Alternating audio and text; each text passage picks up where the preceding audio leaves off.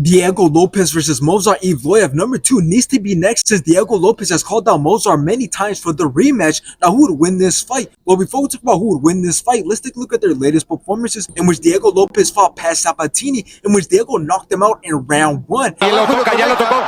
Ya lo Victoria López. Esta segunda y esto termina.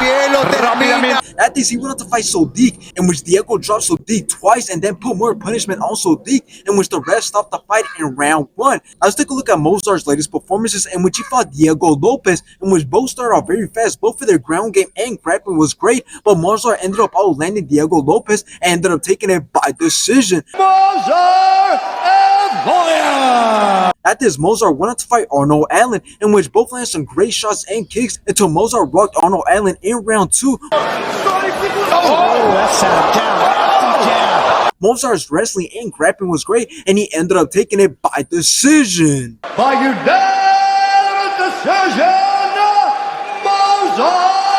Now, here's the thing about this fight. I think Diego Lopes might have bit off a bit more than he could chew here, but I understand where the confidence comes from, and that is simply because after he fought Movsar, he went on to have 3 fights, finishing all 3 opponents either by knockout/TKO or by submission, and Movsar only went on to have 1 fight. But here's the thing. I don't think any of that matters, and that is simply because I don't believe that Movsar should bother on having a bunch of fights if it's not against fighters who are ranked higher than him. So now, who's going to win the rematch? Is Diego Lopes going to take the win this time? Well, I believe that things aren't going to change. I truly believe that Movsar is on a whole different level. Yes, Diego Lopes has shown ever since their first fight that he is a complete fighter, but I still believe that Movsar has shown some crazy skill to the point where he's just gonna have an edge over Diego Lopes, whether it comes to striking or going to the ground. So in the end, it's gonna be a very good and high competitive fight. So even though Movsar hasn't been able to finish anybody in the UFC, I do believe that he's gonna do more than enough to easily and convincingly beat Diego Lopes.